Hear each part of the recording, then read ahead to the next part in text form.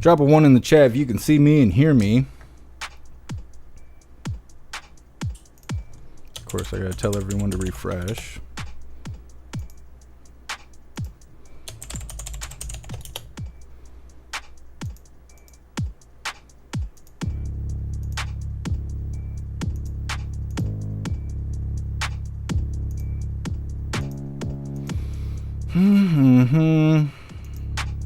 Jericho with the 1. I see all of you guys on Twitch.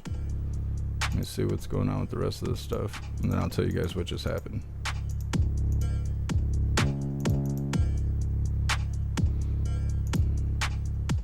Well, at least it happened in the beginning. Jiggy Chops with the 1. We're back over on CommieTube. DeMarquise, appreciate you. Looks like we're back over here on Rumble.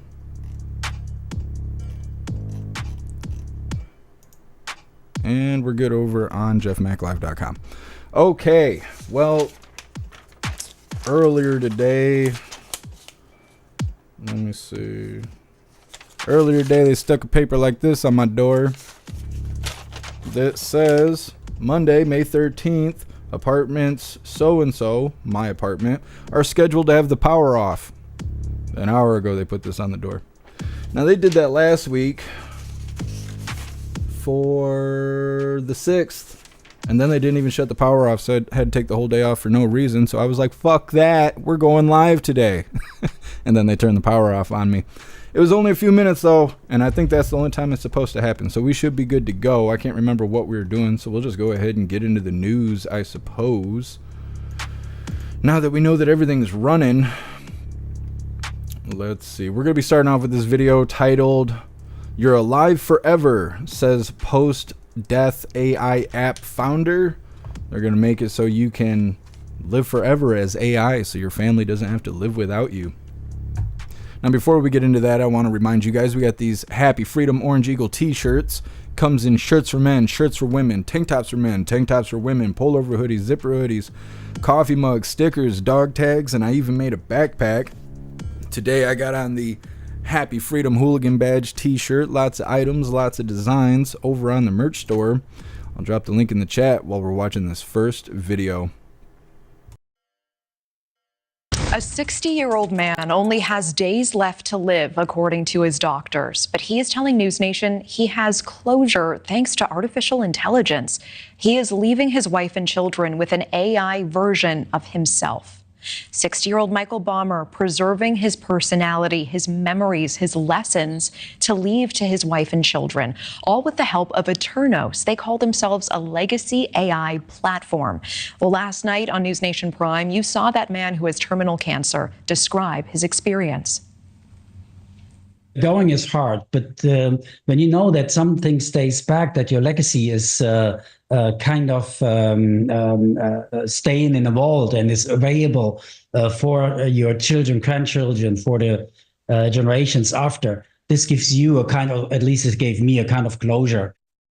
We know so many of you had reactions to this online after it aired last night. We wanted to bring in the co-founders of Eternos to answer some questions. Robert and Andrew Locasio, thank you both for being here. And Robert, I do want to start with you. First of all, how long does this take for a person to do, and how much does it cost? So yeah, we make you an AI over about a 2 to 3 day process. So we record your voice in 300 different training phrases, and then we make that into an AI, and then we get all your knowledge, which could take weeks or months. And we see it as an ongoing process because you're giving that knowledge, and then we marry it with the AI, and then you're alive. You're alive forever in Eternos. How much does it cost?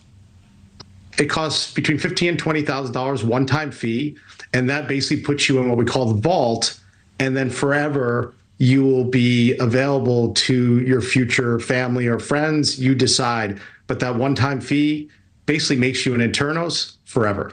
I appreciate that. And I just want to be really clear here, because that is a hefty fee for most people, that one-time $15,000 to $20,000. Andrew, why don't you pick it up here? Is there a subscription fee? It's cheaper just to bury your loved ones. Access this, or is it $20,000 and for all eternity, loved ones can access the memories, the personality?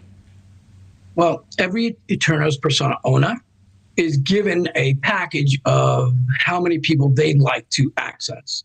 In fact, that's pretty loose. We want them to be able to get through to all their ancestors. And so there is no fee for that. The most important part is that everybody gets to participate. We don't want to put any barriers up for them participating and talking to Michael. Okay. Robert, are there any risks you can foresee from a person doing this? You know, we created something. I ran obviously before this, a very large AI company. And when I went after this, we decided to create a very high bar on security and the safety of that AI.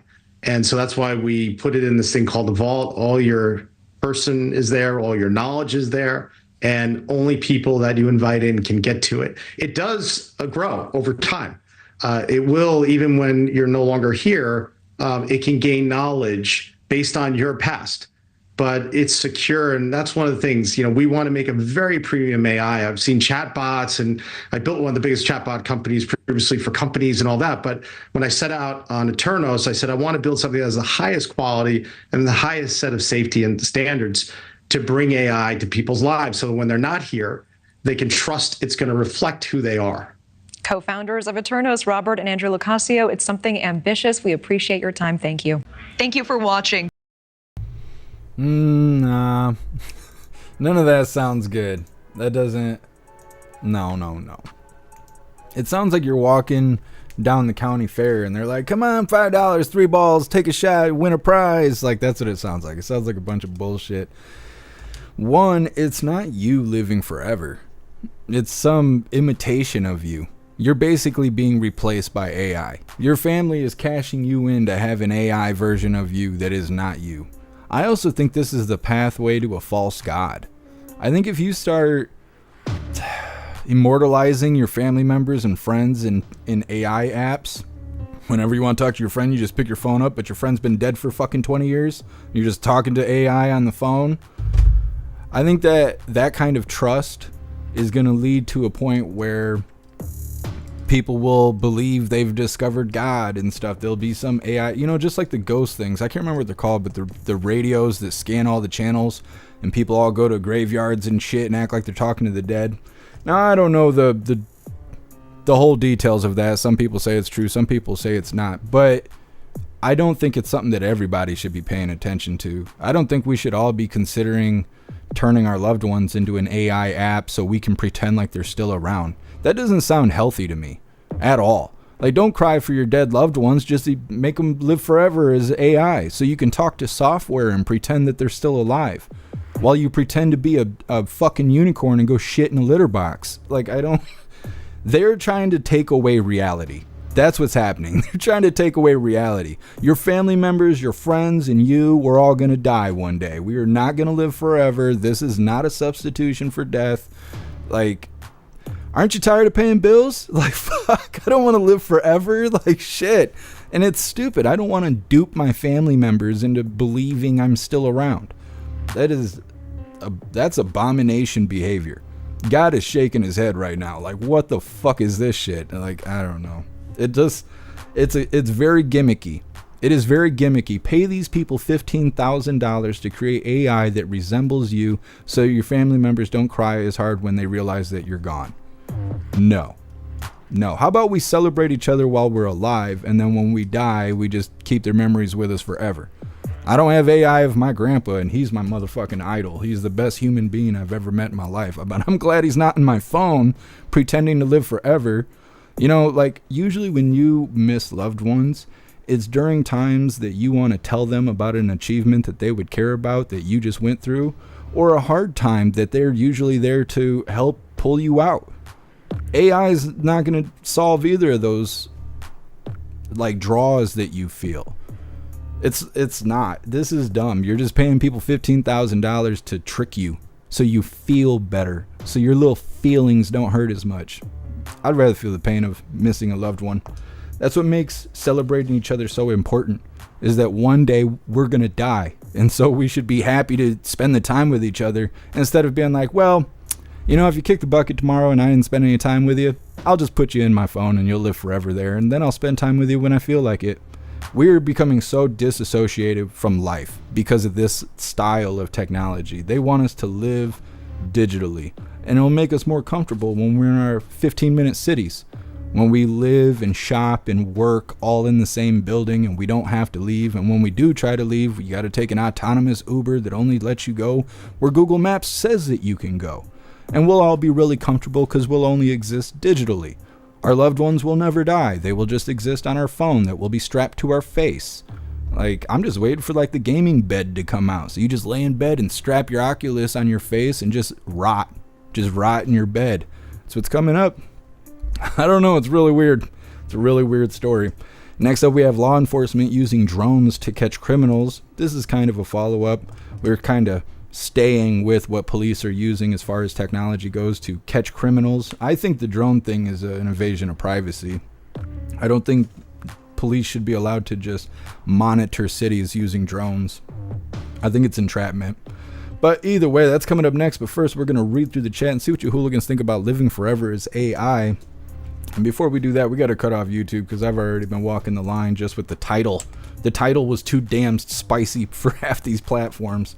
So we got to go ahead and cut off YouTube before I dig myself a hole today. It's only Monday. It's going to be a long week. So if you're over on YouTube, make your way to Twitch, Kick, Rumble, jeffmaclive.com, or Twitter, because we got to cut off the communist platform right now. What's up, Tommy Temper? Happy freedom. Let's see.